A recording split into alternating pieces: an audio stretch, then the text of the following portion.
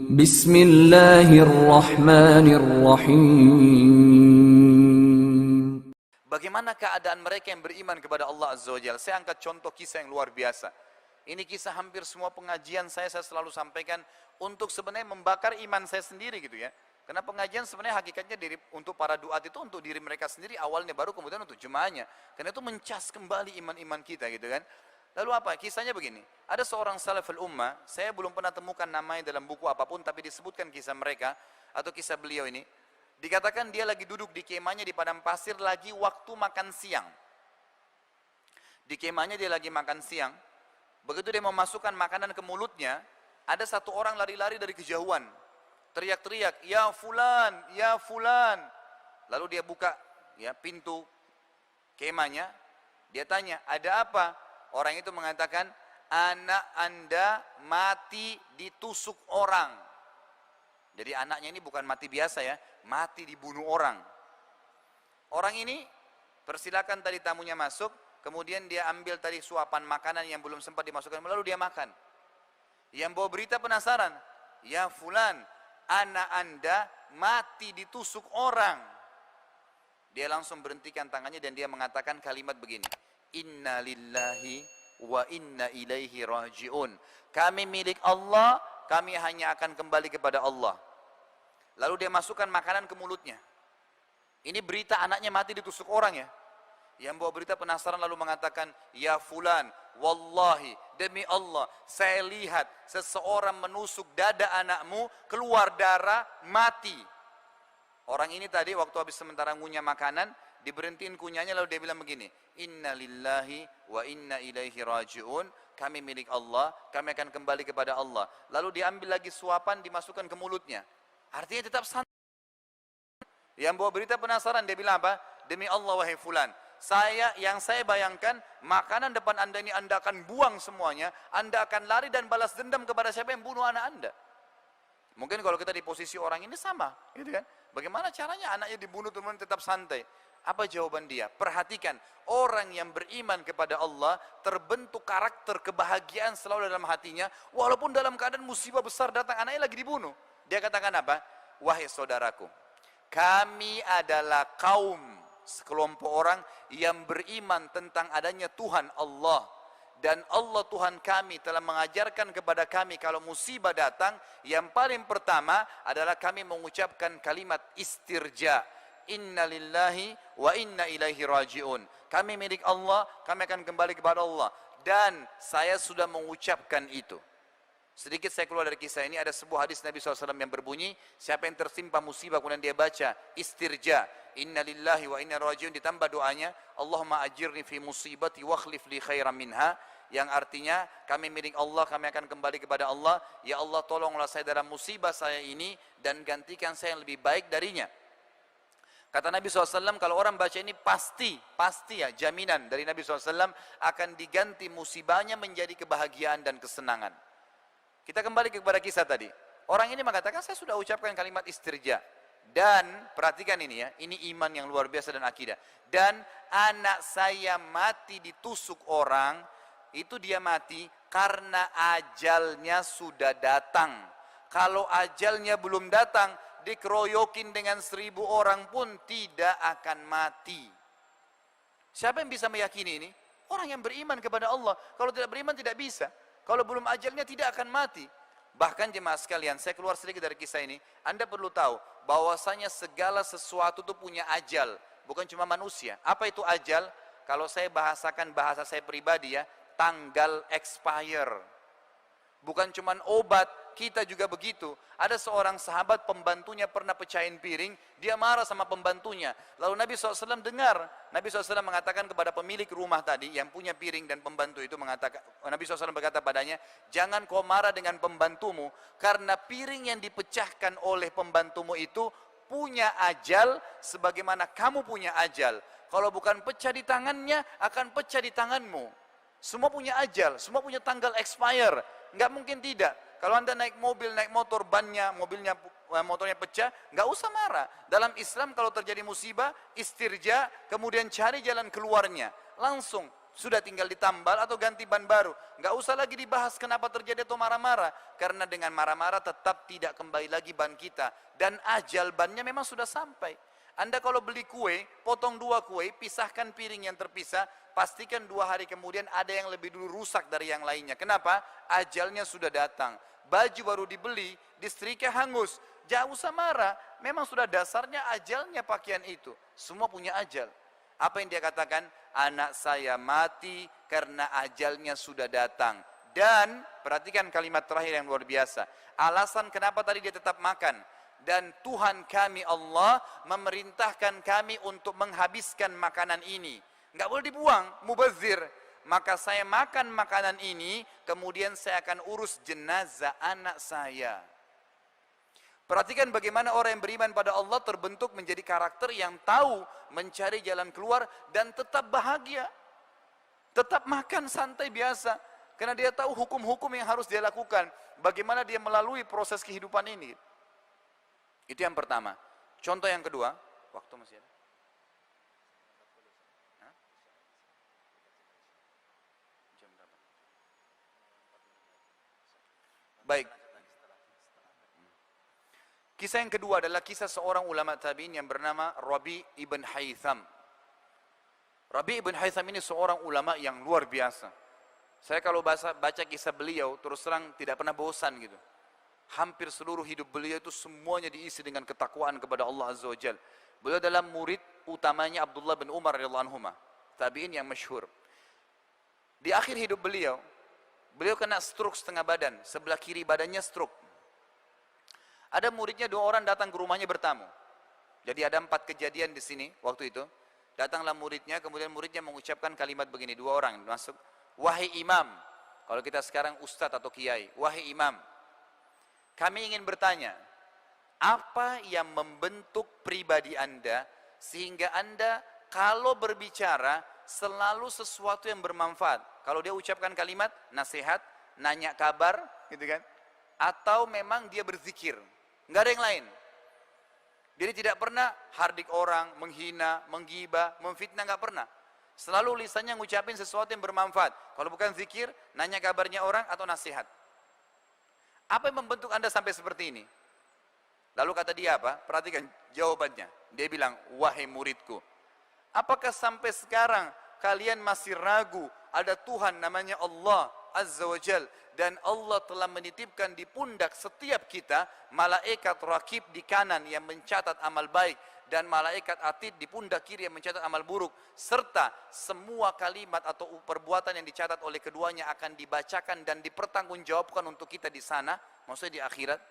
Artinya yang membentuk saya sampai hati-hati begini, nggak sembarangan ngomong, ya itu karena saya tahu ada rakib atid dan ada Allah Azza wa Jalla mengontrol, serta saya akan dihisab oleh Tuhan saya pada hari kiamat. Kejadian yang kedua, anaknya Rabi' ibn Haytham keluar dari kamar, dari dapur. Waktu kejadian itu, bawa sebuah piring jemaah sekalian, piring ini terisi makanan namanya halwa. Halwa ini waktu itu bahannya mahal, buatnya susah. Dibawa keluar oleh anaknya, kemudian dikatakan, wahai ayahku, ibuku setengah mati membuat makanan ini, tolong makan. Ada alasannya. Ternyata Rabi' ibn Haytham ini saking tingginya, ya, waraknya, ya, warak itu tingkat kepekaan dalam masalah, ya, berhubungan dengan Allah Azza wa Jal. Jadi dia tidak pernah menghardik istrinya, nggak pernah bilang, kenapa kau masak ini, kenapa kau tidak masak ini, tidak pernah bicara seperti itu. Apa yang dihidangkan dimakan, bismillah, nggak pernah rewel gitu. Sampai istrinya malu dibuatin makanan mahal ini. Udah dikasih, dihidangkan. Lalu Rabi' ibn Haytham memberikan isyarat kepada muridnya, baiklah, karena stroke setengah badan, sebelah kiri, kanan masih bisa diambil. Mau diambil kue tersebut sudah dipotong-potong, muridnya juga mau ambil. Tiba-tiba ada kejadian, ada yang ketuk pintu rumahnya. Dia kasih isyarat anaknya suruh buka pintu itu. Dibuka pintunya. Waktu dibuka jemaah sekalian, di depan pintu bukan fakir miskin ya, tapi orang gila. Rambutnya berantakan, bajunya kotor, nggak pakai sendal, dan dalam kisah ini dikatakan dalam athar ini dari mulutnya netes air liur yang tidak nyaman untuk dilihat. Lalu dia kasih isyarat dengan tangannya minta makan. Rabi' ibn Haytham tunjuk anaknya, suruh ambil piring tadi halwa itu, bawa ke orang gila sana. Anaknya balik, diambil piringnya. Tadi halwa ini sudah dipotong-potong ya, Dia bawa ke orang gila, harapannya anaknya Rabi bin Haytham ini diambil satu potong. Begitu tiba di depan orang gila, makannya dilihat mewah, dirampas ya, bukan diambil, dirampas, lalu dimakan semuanya oleh orang gila ini, tidak cukup. Selesai makan, dilempar piringnya, nggak terima kasih, pergi. Orang gila. Kalau anda di posisi anaknya Rabi bin Haytham, apa yang anda akan lakukan gitu? Tapi orang gila, gitu kan? Baik, yang terjadi, ditutup pintu, piring diambil oleh anak Rabi bin Haytham, lalu dia kembali ke ayah, lalu dia mengatakan begini. Dan ini juga adab ya, anda sebagai anak biasakan kalau bicara dengan ayah anda atau orang tua anda selalu ikutkan dengan doa. Dia mengatakan, wahai ayahku, semoga Allah senantiasa menjaga anda. Jadi walaupun dia dalam kondisi mangkel, tapi dia tetap bilang begitu. Tadi ya ayah, ya minta-minta depan pintu orang gila. Dia nggak tahu nilainya makanan yang sedang kita kasih. Garis bawahi kata-kata ini ya. Dia tidak tahu nilainya makanan yang sedang kita kasih. Kalau tadi anda suruh saya ke dapur ambil roti, nasi, apa saja, pasti dia makan. Kenapa harus halwa yang ibu saya buat susah gitu. Bahannya mahal, susah buatnya gitu. Lalu yang terjadi, kata Rabi ibn Haytham, ya ini jawaban, orang yang beriman berbeda ya. Dia mengatakan, ya waladi, illam yadri, fallahu yadri. Lan tanalu birra hatta tunfiqu mimma tuhibbun. Wahai anakku, kalau dia tidak tahu nilai makanan yang sedang kita kasih tadi halwa itu, mahalnya, susah buat bahannya, nggak penting buat saya, karena Allah tahu nilainya makanan itu. Lalu dia bacakan ayat, kalian tidak akan mendapatkan balasan sempurna dari pahala sampai kalian menginfakkan apa yang paling kalian cintai. Begitu terbentuk karakternya.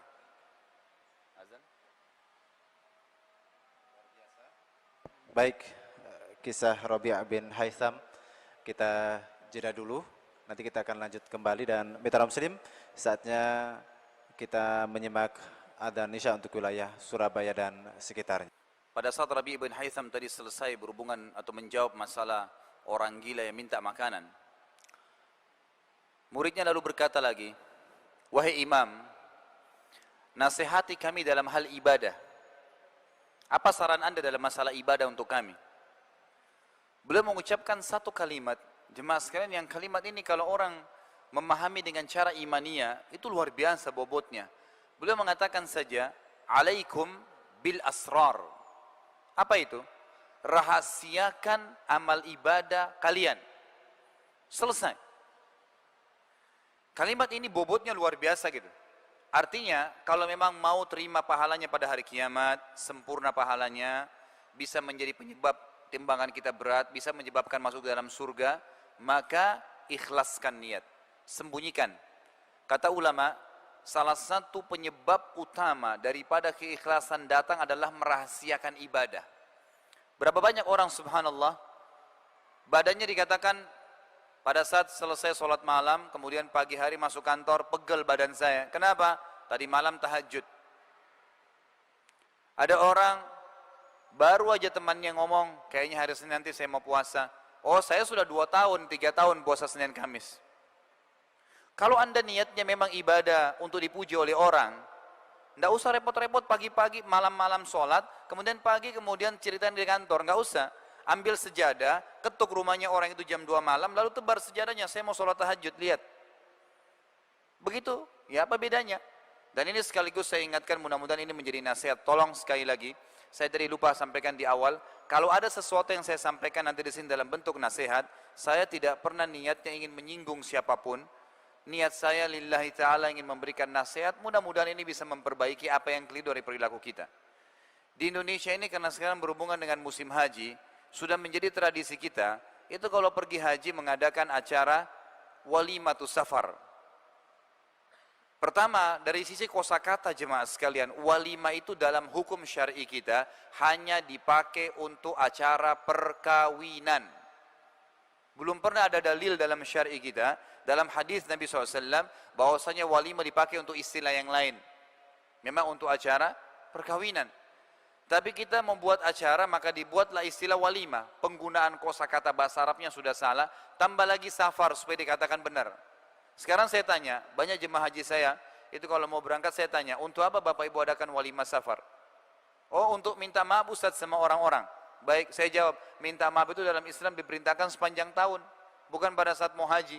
Oh, supaya saya didoakan Ustaz sama orang-orang. Salah. Anda yang mau ibadah pergi haji, Anda yang doakan orang. Kok terbalik minta didoain gitu? Apa bedanya orang yang adakan walimah safar mau pergi haji itu dengan orang yang mau sholat tahajud nanti malam, siang harinya undang orang makan, baru bilang begini, doain ya, nanti malam saya mau tahajud. Apa bedanya? Sama, mengiklankan ibadah, gitu kan? Padahal sebenarnya para ulama salaf kita, kalau kita dengar kisah para sahabat, para tabi'in, mereka ada yang pergi haji pulang, tidak ada yang tahu kalau dia pergi haji. Pergi umroh, nggak ada yang tahu, pergi pulang. Mereka pergi jihad, pulang dari medan perang 3 bulan kemudian, teman-temannya kira dia baru datang dari perniagaan, padahal dari medan perang. Nggak ada yang tahu. Kita subhanallah, baru ibadah sedikit saja sudah luar biasa, seluruh orang tahu. Bagaimana bisa Allah Azza wa Jalla terima itu? Sementara dalam hadis sahih riwayat Abu Daud dikatakan, "Innallaha la yaqbalu min amalin illa ma kana khalisan liwajhi." Allah tidak akan terima sebuah amal kalau kecuali kalau itu ikhlas dikerjakan. Ikhlas bagaimana disembunyikan, dirahasiakan. Kecuali memang kita harus terang-terangan, kayak sholat berjamaah itu pun kita kontrol gitu kan. Tapi masalah ibadah yang memang dasarnya disembunyikan, sholat tahajud, sholat sunnah, sedekah, apa saja ibadah yang lainnya maka dirahasiakan. Ada seorang salaful ummah, 25 tahun jemaah sekalian berinfak, itu tidak ada yang tahu kalau dia berinfak, termasuk yang terima infaknya dia. Disebutkan dalam beberapa athar yang sahih, bahwasanya ada seorang salaful ummah dari golongan tabi'in dan dari cucu Nabi SAW dulunya ya, dari keturunan Hasan, itu memang dalam riwayat yang sahih dan memang dia adalah orang yang memahami sunnah Nabinya alaihissalatu wassalam.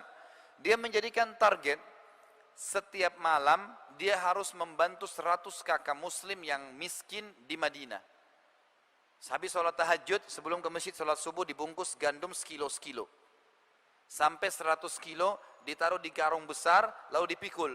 Naik kuda, ditaruh di rumahnya orang-orang miskin yang jadi target. Taruh, tinggalkan. Tidak diketuk ya. Ini dari saya, enggak. Taruh, ditinggalin. 25 tahun.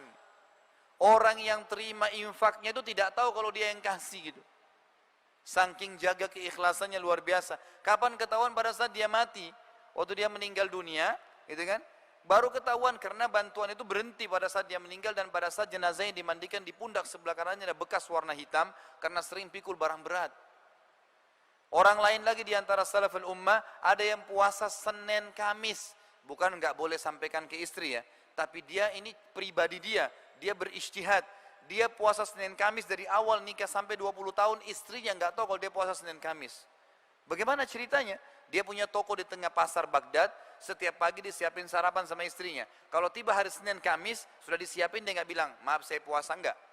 Bungkusin buat saya bawa ke toko. Dibawa pada waktu makan siang dikasih fakir miskin. Dia pulang rumahnya setelah sholat maghrib. 20 tahun dia puasa Senin Kamis, istrinya nggak tahu gitu.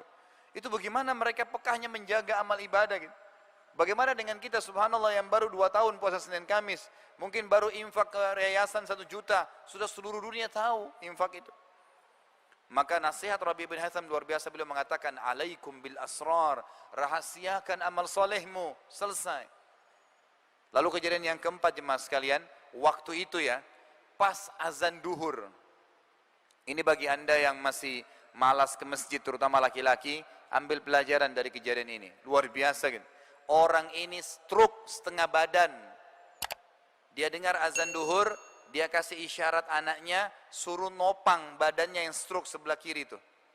Datang anaknya ditopang. Muridnya bilang, waktu saya lihat dia ditopang, dia kasih isyarat anaknya minta diantar masjid, sholat berjamaah. Stroke setengah badan nih. Muridnya bilang, saya datang ke sisi kanannya, menopang tangan kanannya. Lalu saya bisikin kalimat, saya bilang, wahai imam. Muridnya bilang kepada gurunya, wahai imam, Anda punya uzur secara syar'i, boleh sholat di rumah. Udah stroke, silakan sholat di rumah gitu. Apa jawaban dia? Wahai muridku, dengan tegas dan jelas, wahai muridku, aku mendengar muadzin mengucapkan kalimat hayya 'alas shalah, ayo sholat, hayya 'alal falah, ayo menuju kepada kemenangan, lalu aku sholat di rumahku, demi Allah aku akan datangi panggilan Allah itu walaupun harus merangkak. Bayangkan itu orang yang mengenal Allah Azza wa Jal, tahu ada Tuhannya, nggak bakal pernah ketinggalan walaupun satu kesempatan untuk ibadah. Kita subhanallah punya kesehatan, punya kekuatan, punya kendaraan. Alasan masjid jauh, alasan nanti sholat di rumah berjamaah sama keluarga. Nabi SAW tidak contohkan itu, saudaraku. Nabi SAW tidak pernah, ataupun dalam riwayat dikatakan sholat wajib di rumahnya. Sampai beliau waktu sempat mau meninggal, sebelum meninggal begitu dengarkan iqamah dan menyuruh Abu Bakar untuk menjadi imam, beliau kemudian berdiri, kemudian keluar ke masjid, berdiri di sebelah Abu Bakar radhiyallahu anhu. Tetap sholat berjamaah dalam kondisi sudah mau meninggal, gitu kan? Begitu keadaan orang-orang yang beriman kepada Allah Azza wa Jalla.